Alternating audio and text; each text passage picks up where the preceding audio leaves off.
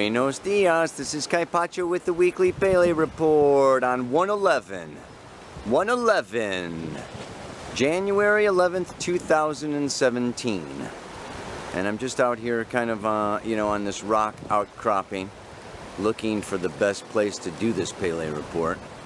So I'll do a little 180 here while I give out these positions, because we got that full moon coming in Cancer.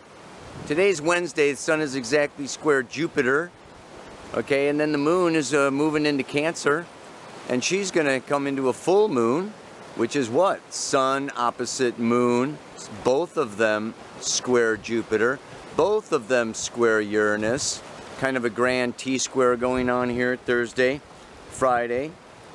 What else? Thursday, Mercury moves back into Capricorn, went direct. Okay, is going to be coming up to Pluto now. And Venus is up there in Pisces, okay, along with, and then we have an exact conjunction tomorrow, Venus conjunct Neptune, okay, and we've got Venus, Neptune, south node of the moon, okay, Mars is there in Pisces, also conjunct Chiron in Pisces. Both of these are squaring, okay, over there to Saturn in Sagittarius. So I want to be talking about this Pisces party going on here, okay, squaring Saturn, okay, and then of course, this full moon going on. So by Sunday the moon has moved through Leo, okay, Saturday, Friday, Saturday, Leo. Sunday moves into Virgo and opposes, okay, that Venus-Neptune conjunction. First, she comes up to her own north node. Very powerful emotional time there happening this weekend as the moon hits her own north node and then goes on to oppose Venus and Neptune in Pisces. I think I'm going to go down this way. That's kind of more out into the middle of nowhere. The beach where I started, I don't know if you saw, but there were some people down there. And there was a town down there. So I think I'm going to head over here. Yeah? Maybe over to that little beach over there. And talk at you soon. Okay, well. Such is Venus conjunct Neptune. I have been spending all of my battery, taking 10,000 shots, trying to get the lighting just right so the backlight doesn't, blow out the background and you can still see my face even though I'm in a shadow, and then I got to find a light, and then it's And this is just the way Venus Neptune can be for everybody, where Venus number one is the lower octave of Neptune. So when these two come together, this is like earthly love and spiritual love. This is like Neptune is the ideal, the infinite potential, and Venus is its earthly manifestation of it, right? So it's like this is a time where we really want things to be perfect. We want everything to be just right. And we can kind of feel like they're not perfect enough or not good enough. This lower love and higher love coming together, is in the sign of Pisces, is retreat. Take off, take out, get away from the harshness, the coldness, the cruelness, and then we got this full moon coming up here in Cancer with this inner child that wants to be nurtured and loved, and this just can be really an amazing time. Mars conjunct Chiron in Pisces. Again, Mars is outward going, I, me, my, and Chiron is wounded, and Pisces is spirit, so this is just like impotent, feeling of helplessness, of vulnerability, of overwhelm, of just like, life is too big or too much, or I lost. Pisces. And this is also creating a little bit of a grand trine with Black Moon Lilith still in the late degrees of Scorpio. So we've got Pisces, Cancer, Scorpio going on this Thursday and Friday. And it's just really sensitive water. Water's about releasing, flowing, letting go out to the Great Mother, out to the ocean, return to the sea. And we can have these feelings like, I just want to return to the womb. I want to return to heaven or infinite space, or I want to ascend. It's like, ah. So you can have these feelings of powerlessness. And this feeling of powerlessness, or this feeling of, like Mother Nature, just like I say in the mantra, there's forces beyond our control. And there's a time to lose things. Maybe we lost the election. Maybe you lost, a lover. Maybe you lost a job. Maybe you lost a purpose. Like, what's the point? And you're just kind of in this place of, the unknown, swimming in chaos. Pisces is chaos. Don't worry. It's all right. This is a beautiful, beautiful phase for going on retreat. Going into Vipassana yoga, talking to the trees and the monkeys and the snakes and the snails and the dolphins, and just like, talking to your inner self. All this stuff I said is in between Cancer and Pisces is the acts and will of God, Goddess, Spirit, Source, Life. So you may be thwarted. And the downside of being thwarted or lose control or power.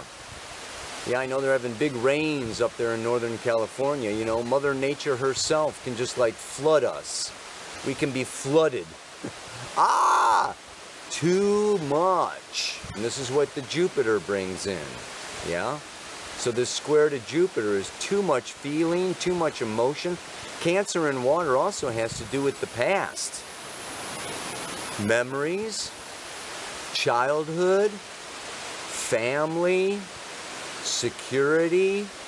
This is just a time of where we can all be feeling really sensitive, really insecure, really afraid of the future, and then really not feeling strong enough to do anything about it, or even wanting to, like that lack of motivation. And so what I'm saying is this is this time of year, this is a season of our lives, this is the astrology, okay, of this week, and maybe a couple more weeks as Mercury approaches Pluto, and the sun stays in Capricorn just a little bit longer. And we have this, Pisces energy. It's time. It's time to listen within.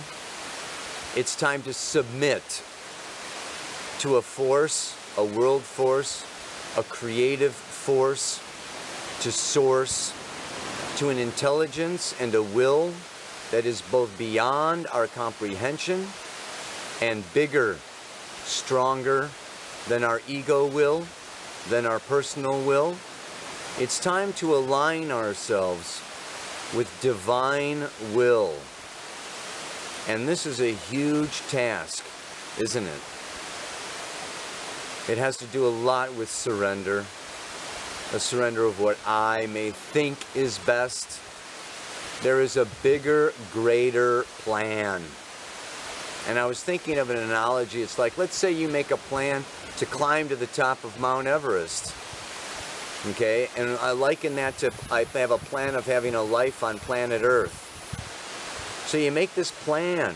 You pack just enough food. You look at the maps and see where you want to go.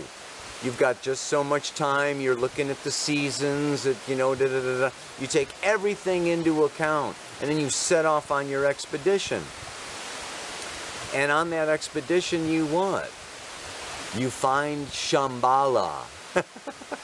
Shambhala, baby. You find the secret hidden city of delight. And you go, I want to go over this way. I want to go off track. I'm distracted. I'm lured. I'm pulled. I'm being drawn. Oh, yeah, we have a lot of distractions. We have a lot of pulls. This world and other people, and it's just like really, tempting to like go off track, follow that impulse, that distraction, that calling, that But you know what? Soul says, captain of the expedition says, okay, you've only got so much food. This is your intention. This is what you came in for. This is why we're here. You got to get to the top of that Mount Everest. So this is kind of a time, I feel, and it's humbling. Maybe you're like, screw you, Captain. I'm going off, you know, there's an oasis over there. There's something calling me. I've got to go check it out. And Captain says, slap, slap, bam, bam. Our whole expedition counts on you. We can't wait for you. We can't, you know, It's like, you're part of this expedition. You're part of the tribe. You're part, come on. It's humbling. Like slap, slap, man. Get back in line. Get out of your delusions or your illusions. You can't go off on your own on Mount Everest, okay? So this is a time, Pisces is humbling, Scorpio is humbling. These water signs are humbling. Our will needs to come into into conforming with a higher, greater divine rule, law. And our ego is not big enough to know it. So we have to get out of our ego, out of our mind, out of our thinking, and develop other aspects, other elements, other psychic, extrasensory perception, opening the third eye, and submit our personal will to this divine will. And so that calls a time out. You need to disconnect. It's still a small voice within. Yeah, we still get inklings, or you know, we get a, you know, synchronicity, or you know, something comes along that gives us a sign or this guidance. But in general, as long as we're Sun in Capricorn, you know, like super busy and super out there and super distracted, no, this is just this full moon. And a couple days after, that sun is going to come out into Leo. But then you're going to go back into Virgo. I really think until next month, when Mars moves into Aries and Venus moves into Aries. So we're kind of in this preparation stage. Just before the gun goes off and the big race and the big whatever, it's time to, like, you know how they used to go into the chapel and say their last prayers or whatever, you know, or, you know, ask the Queen for her blessings before they set off on their journey. This is kind of a time of going into the temple within, or the temple with an intimate other, and really tuning in, yeah, to the will of the goddess, to the will of the gods, to the will of life, before we just take off. So it's a very beautiful time. And don't feel that, you know, if you're low energy or something, that, oh, there's something wrong, or, you know, I got to do something, I got to get back into action, I have to da-da-da-da. Don't fight it. Don't fight it, you know. You may end up in a hospital bed or something. This is a time to reflect. This is a time to lay low, listen, feel, and it's all right. You got to surrender. Maybe a little bit of your plans, or a little bit of your personal desires. But it's going to be good to really hear that voice within. And then you're going to come out in February and March and April, you know, like really great gangbusters, being like really, I know my course, I know my direction, I've been shown it, I've listened, and now I can really go full bore. So don't head off half-cocked with, you know, illusions or delusions and, you know, waste your time or get lost, you know, and lose the expedition. Submit, humble, listen, still the mind, yeah, and feel those feelings. The feelings are the guide, yeah.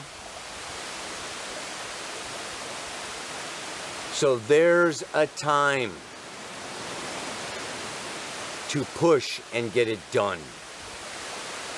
and a time to just sit still. As Mother Nature and my own soul have a higher and stronger will. There can be times when we're forced by society, by the economy, by our bosses, by our families, by Mother Nature, by our intimate partners, to just sit down and be still and listen. Don't fight it. Go with it. Open your ears. Maybe shut your mouth a little bit. Chill out. Yeah, one more time. There's a time to get it, to act and get it done, and a time to just sit still. As Mother Nature and my own soul have a higher and stronger will. May you come into alignment, act within that alignment, listening to your own divine nature. Namaste. Aloha. So much love.